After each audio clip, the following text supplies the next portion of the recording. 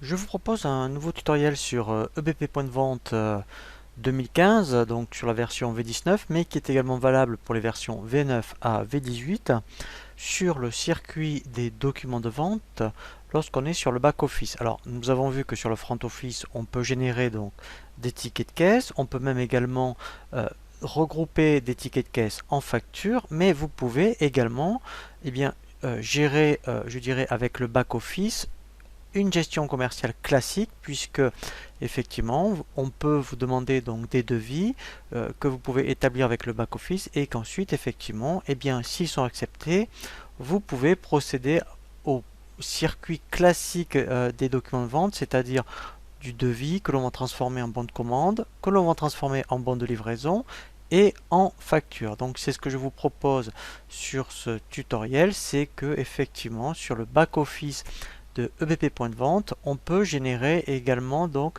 des documents de vente comme sur une gestion commerciale classique. Donc première chose que nous allons voir dans le menu vente, donc alors on va donc établir un devis. Donc ici, pour établir un devis, je vais cliquer ici sur le bouton nouveau. Et effectivement, vous voyez, donc après en bas, je vais avoir des onglets. Alors c'est un petit peu, je dirais, effectivement particulier sur BP. Effectivement, lorsqu'on est dans les documents de vente, il faut bien raisonner sur la partie du bas. Donc le premier onglet qu'on propose, c'est la partie en tête. Donc là, je vais chercher un client. Donc là, je prends un client. Alors après, effectivement, donc j'ai un état du devis. Donc vous voyez, j'ai plusieurs statuts. Donc ça peut être, mettons, un devis en cours, il y a une date de validité. Il peut y avoir même également, après, même par rapport au devis, déjà des dates de livraison de prévues. On peut donc affecter un commercial, également une grille tarifaire. Donc, alors là, on a vu déjà toute la politique tarifaire sur les préférences du back-office. Donc là, je vous invite vraiment à consulter le tutoriel. Mais là, vous voyez, mettons, ce client, il a un tarif sur place. Donc après, effectivement, je vais dans le corps du devis. Et là, je vais aller chercher directement mes articles. Donc voilà, donc là, après, je peux donc naviguer avec la touche tabulation.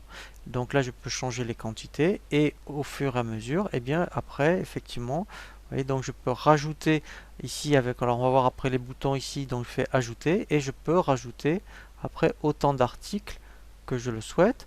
Donc après, ce qui est intéressant, c'est qu'après, effectivement, vous voyez, je peux faire après des sous-totaux. Voilà. Donc là, après, vous voyez, il me fait un sous-total. Donc après, je peux rajouter d'autres articles pour faire après d'autres sous-totaux. Voilà. Je peux également directement consulter ici, vous voyez, donc quand je suis sur un article, directement avec ce bouton consulter une fiche article, donc sans sortir. Voilà. Donc après, alors là on le verra après, là c'est quand on verra les nomenclatures, donc on reviendra vraiment sur cette notion, c'est quand on a un produit fabriqué, et bien ici on a le détail. Et ici après effectivement c'est activer le mode grossiste. Donc ça on reviendra après effectivement aussi sur cette fonction là. Et on peut aussi changer l'ordre, vous voyez, des produits après en montant ou descendant les articles. Alors après on peut mettre aussi du commentaire tout simplement. Vous voyez, donc là je peux mettre un commentaire particulier. Ça peut être votre fax voilà, par exemple. Voilà. Donc là, après, là, je suis dans la partie corps. Donc après, bien effectivement, j'ai l'onglet pied. Où là, là, je vais voir vraiment la partie du bas de mon document. Donc là, vous voyez, il y avait une remise par défaut. Donc là, je peux affecter des remises. Alors, soit il y en avait déjà une, ou je peux en affecter une par défaut. Je peux même affecter, si j'ai une gestion de frais de port, je peux l'affecter à ce niveau-là. Et également un escompte. Alors, on verra après la partie à compte, puisqu'on verra comment générer des factures d'acompte. Donc après la partie info, donc là c'est vraiment du commentaire. Et après effectivement on verra, parce que là on est au stade du devis, quand on transformera des devis en facture, la partie règlement. Donc là mon devis est terminé, donc là je vais l'enregistrer avec la petite disquette. Voilà.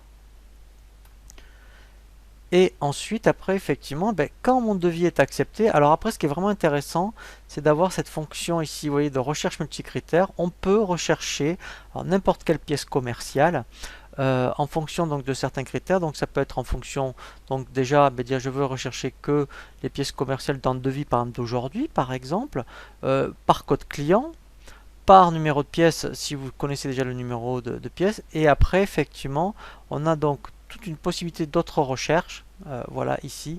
Voilà, donc là, ce sont tous les critères pour retrouver facilement un document, que ce soit un devis, une commande ou une facture.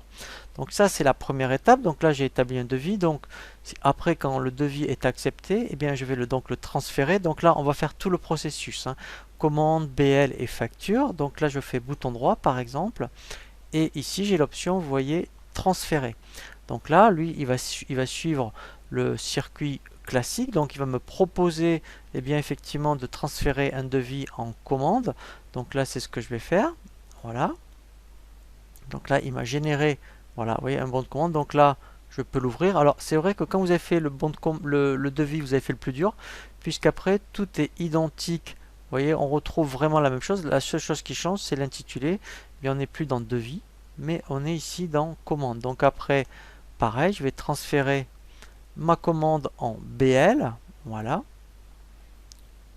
Voilà.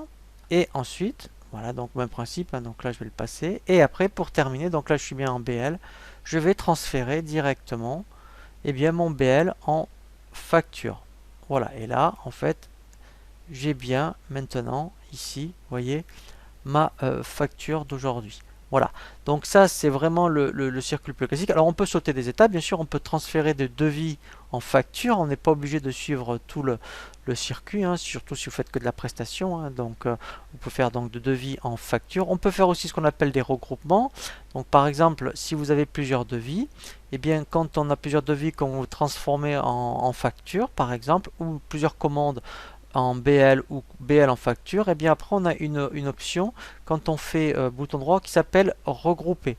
Et là, alors bien sûr, il faut avoir sélectionné toutes les pièces et après, ben, en fait, directement, donc si voilà, je vais faire rapidement deux devis par exemple, voilà, voilà, donc je vais prendre un autre client, voilà, je vais prendre un premier article, voilà,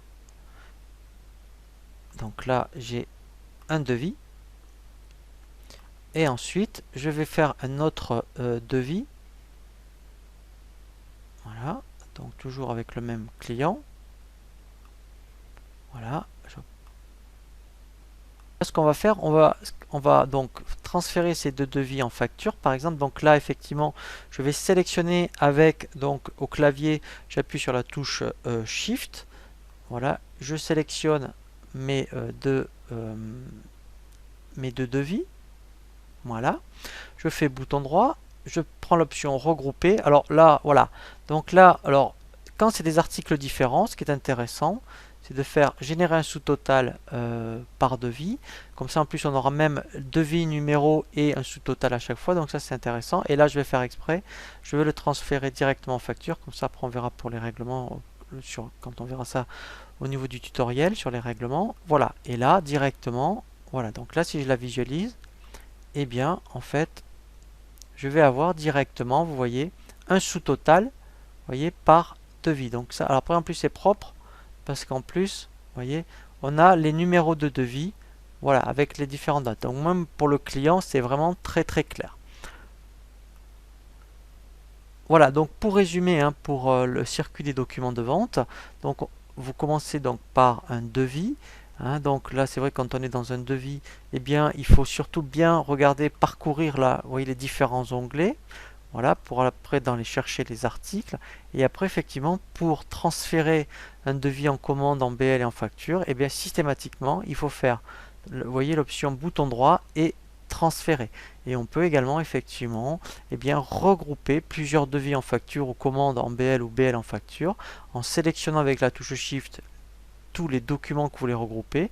Et quand vous faites bouton droit, regrouper, vous prenez l'option regrouper et après vous dites comme mettons je veux transférer des devis en facture. Et ce qui est intéressant, c'est d'activer l'option générer un sous-total.